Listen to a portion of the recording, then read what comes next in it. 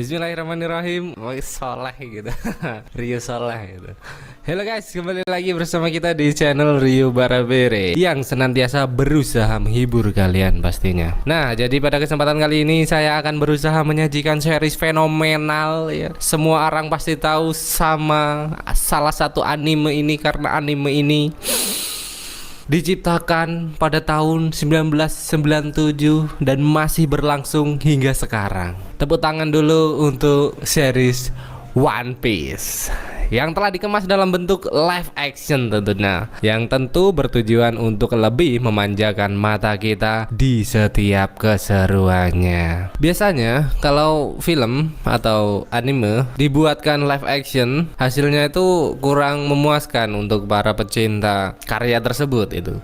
Namun untuk One Piece kali ini menurut saya sempurna.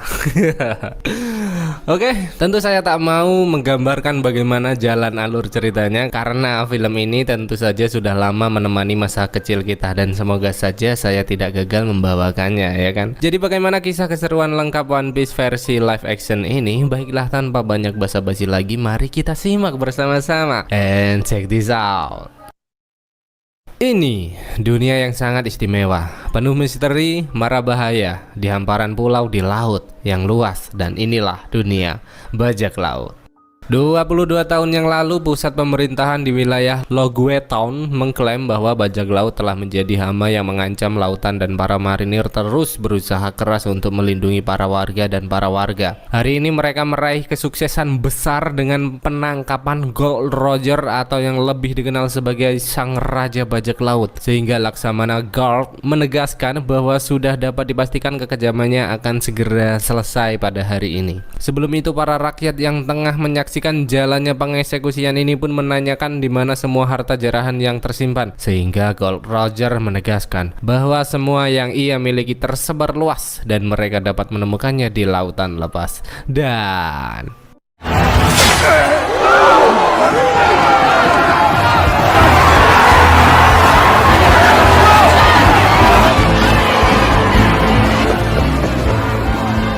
pesan terakhir Gold Roger benar-benar mengubah dunia dan melahirkan era baru zaman kebesaran bajak laut, karena semua manusia yang ada mulai mengarungi lautan lepas untuk menemukan harta raja yang hilang, yaitu One Piece. Di laut bagian timur saat ini terlihat jelas sosok Lugu yang akan menjadi tokoh utama kita bernama Luffy bocil. Di mana pria muda itu tengah mengarungi lautan untuk mewujudkan mimpinya menemukan One Piece atau harta yang hilang, agar dirinya menjadi raja bajak laut di seluruh dunia. Namun sepertinya cita-cita yang ia inginkan tak akan tercapai dengan mudah karena ia tidak sama sekali mempunyai persiapan yang bajak laut butuhkan. Dan inilah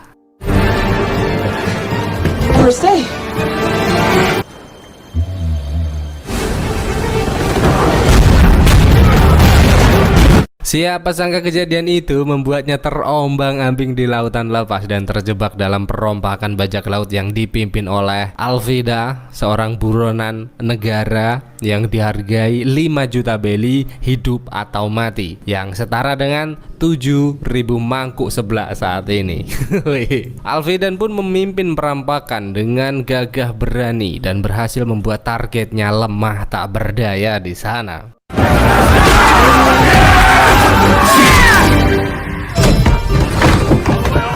Di malam harinya, Luffy yang mulai engap pun memberanikan diri keluar dari persembunyian dan tentu saja membuat Koby, si pelayan cupu, sangat ketakutan melihat keberadaannya di sana. Namun Luffy memintanya untuk tetap tenang karena ia tak mempunyai niat jahat dan hanya membutuhkan sedikit sisa-sisa makanan yang bisa kamu berikan padaku. Koby yang tak mau hal buruk terjadi pun segera meminta Luffy pergi sebelum Alvida memimpin bajak laut kejam dalam kapal ini menyadari keberadaannya. Namun tetap saja Luffy meminta Koby agar tak tak merasa cemas karena dirinya telah siap melewati segala rintangan yang ada untuk mencapai cita-citanya, yaitu pergi ke Greenland. Laut lepas, kuburan bajak laut yang memiliki ombak setinggi 30 meter untuk menemukan One Piece harta karun yang hilang di sana. Tak mau terus mendengar ocehan omong kosong itu, Koby pun segera membawa Luffy keluar agar dapat segera pergi meninggalkan kapal ini. Namun lagi-lagi dengan santainya, Luffy bertingkah seperti di rumahnya sendiri sehingga Alvida dan para awak kapal langsung menyadari keberadaannya di sana. Luffy yang tak mempunyai rasa takut ini pun langsung memperkenalkan diri sebagai calon raja bajak laut di masa depan,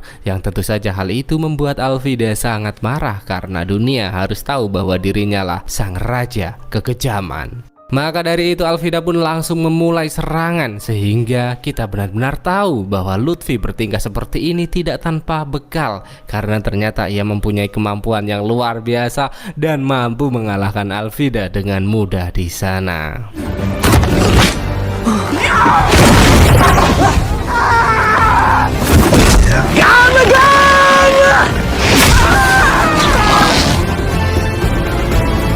Setelah pertarungan yang terjadi, Luffy pun mengajak Koby pergi daripada terus tertekan hidup di dalam kapal ini. Koby yang merasa penasaran pun menyempatkan diri untuk mencari tahu bagaimana Luffy bisa mendapatkan kekuatan yang di luar nurulnya. Jadi 10 tahun yang lalu, Luffy hidup di sebuah perkampungan kecil windmill bersama para bajak laut setempat dan terus berusaha untuk menjadi salah satu bagian dari mereka. Dimana pada saat itu Luffy terus berusaha meyakinkan para awak kapal agar menyertakan dirinya dalam setiap pelayaran, dan bahkan dirinya juga tak segan-segan melukai wajahnya sendiri agar terlihat sangar dalam bidang ini. Namun Shanks selaku kapten kapal pun menegaskan bahwa dunia luar sangatlah keras dan Luffy belum mampu melewatinya. Tentu saja perkataan itu membuatnya berkecil hati sehingga ia mulai mengasingkan diri dan tanpa sengaja menemukan kotak kecil yang berisi buah gomu-gomu atau buah iblis di sana.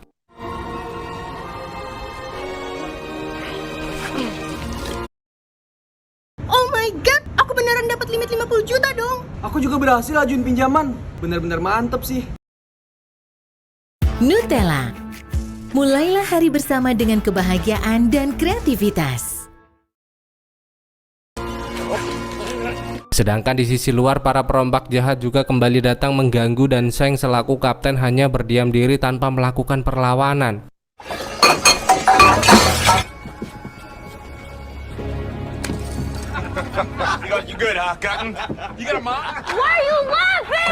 Dengan itu Luffy pun sangat marah dan berniat untuk segera membuat perhitungan, yang siapa sangka Shanks beserta anggota lainnya mulai menyadari keistimewaan yang ia miliki. Itulah sedikit kisah perjalanan hidup Luffy, bocah terlantar yang mempunyai kemampuan di luar nurul setelah memakan buah gomu-gomu. Tentu saja Koby merasa heran mendengar penjelasan ini, terlebih lagi apa yang akan mereka lakukan selanjutnya. Seketika Luffy pun menegaskan bahwa dirinya akan tetap menuju Greenland, namun sebelum itu mereka harus pergi ke pangkalan marinir terdekat mencari navigasi yang akan menuntun perjalanan mereka demi mencapai tujuan. Di belahan dada kalian, di belahan dada lain kita Di belahan dada lain kita juga diperlihatkan dengan tokoh baru yang tengah diundang, seorang pria untuk bergabung dengan sindikat kejahatan bernama Baroque karena kehebatannya yang memukau dunia. Namun pria yang bernama Zoro ini sama sekali tak menyukai sebuah ikatan dan menolak tawaran itu.